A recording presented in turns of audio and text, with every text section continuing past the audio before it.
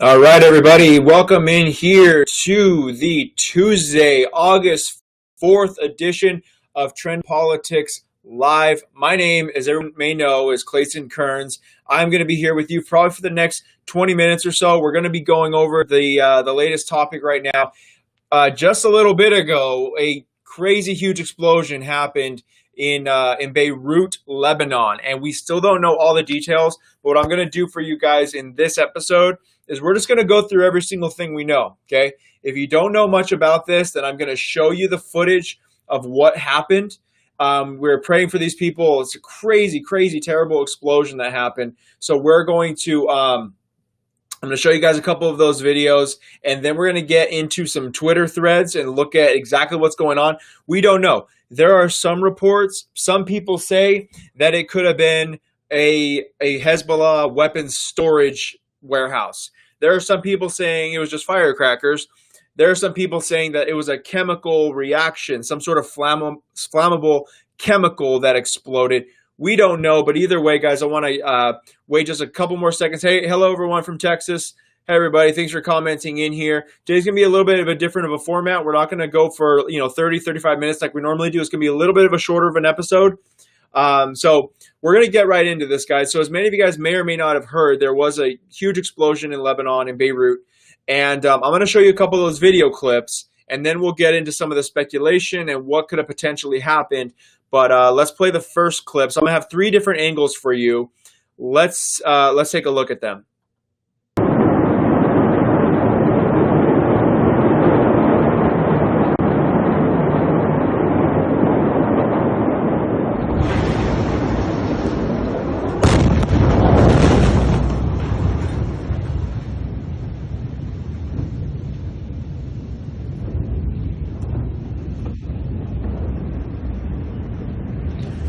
So you see that massive cloud there?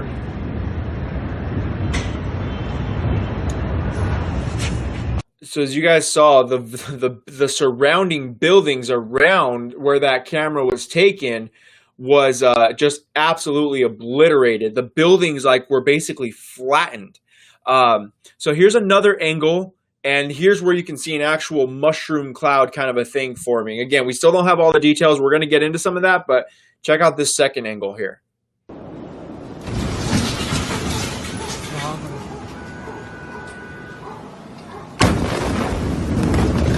Second explosion.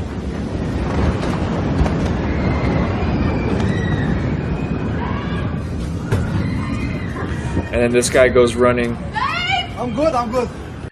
So that's the second clip. So again, we still are learning some details. We don't know exactly. And this next one is even crazier because it's very, very, very close to the action. This one is crazy, guys. If you pay close attention, you're going to see glass shattering.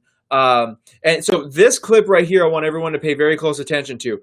Take a look at here's why some people are saying it's fireworks. I don't know. Again, there's many speculations. We're going to get into that. But this video in particular, you can see some tiny explosions. Maybe that's where the fireworks that some people were talking about. But then you see this massive explosion, and that's where the questions arise. Again, it could have been a chain reaction. I don't know, but very sad situation. So far, it appears that I believe the last report I saw was 25 dead, potentially. So very sad thing. Let's take a look at this last clip and see what's going on.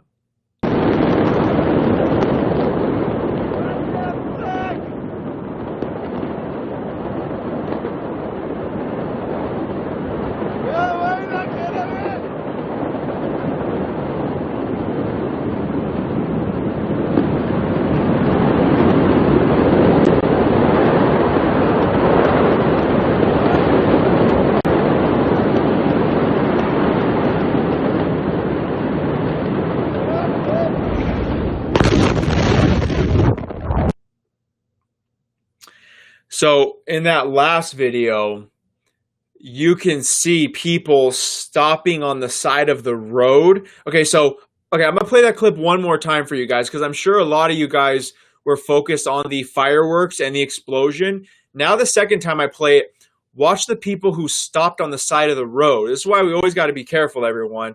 Just like, I'm sure on 9/11, people who were there were maybe seeing the burning buildings and wanted, but then they came down, and God knows how many people died from observing it all. Guys, look at again the people who stopped on the side of the road to look at the explosion, and I can only imagine that it ended very badly. So look, watch it again here, you guys. Many people stop on the side of the road to watch.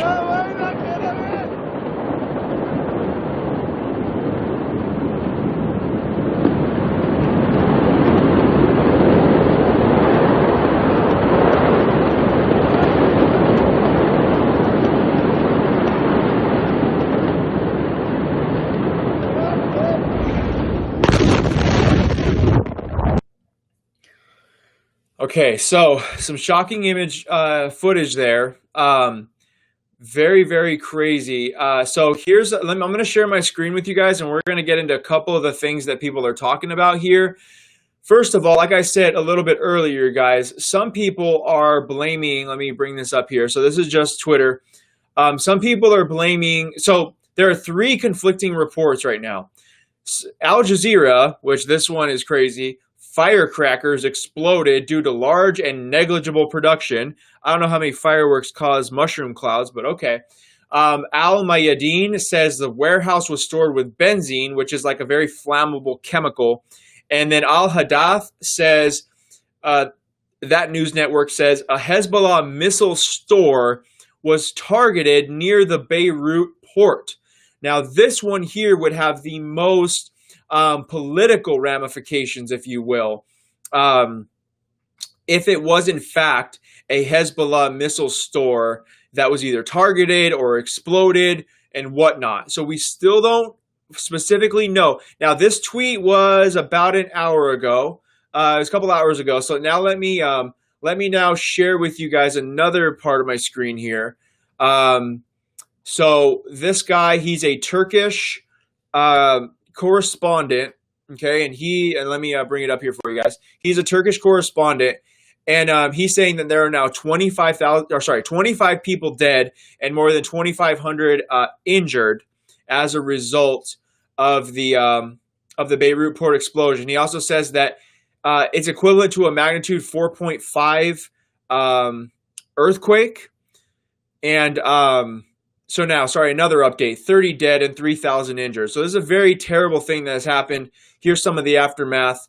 Now I'm going to show you guys the blast radius of this, okay? So the blast radius of this was, and again, some people calling this fire. Now, it's all, you never know. It could be a chain reaction of things. I don't know. But this was the blast radius, okay? Let me see if I can bring this up. Let me see how it looks to you guys. So this was the blast radius here. The blast radius was right by the ocean. Okay, heavy damage out there. And according to this tweet, it says that right here, the windows were blown out of homes and apartments 15 miles away.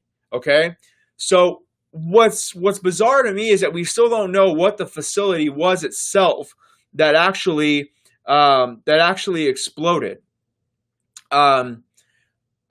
That's a concerning part. Like if they could have said, well, it was this kind of a warehouse, or it was a warehouse that stored a bunch of, flammable chemicals. That's what some people are saying. But some other people are saying that this was a weapons storage facility. And so we really don't know exactly what happened there.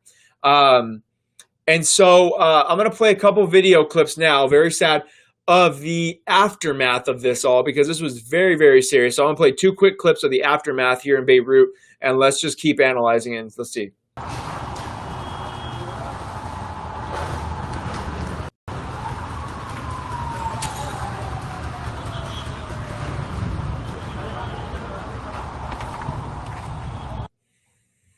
Okay, so that was one clip there, and then now we're going to go to the second clip.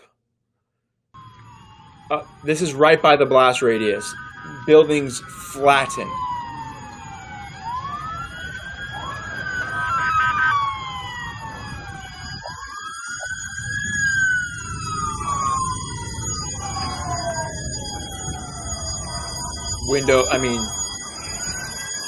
Destruction everywhere.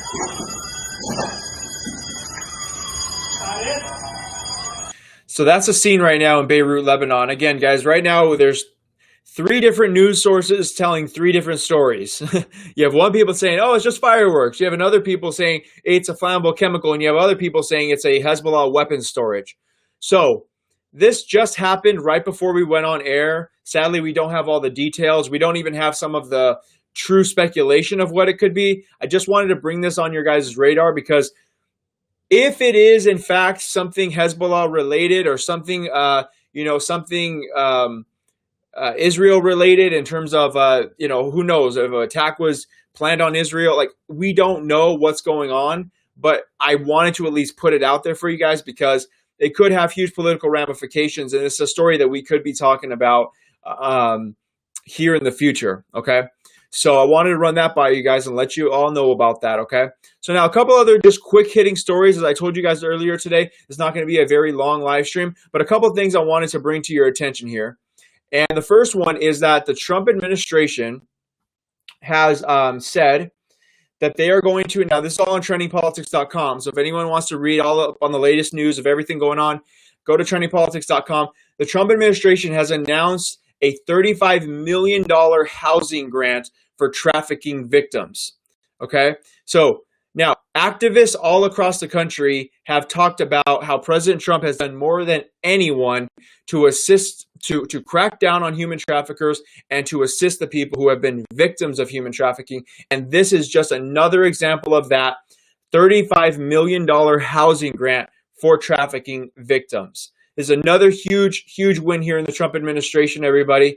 And this is an item that has been picking up steam as of late because of the Jeffrey Epstein documents that came out over the weekend. And you have a lot of people in the liberal media, a lot of people on the left saying, well, President Trump was involved in all of that.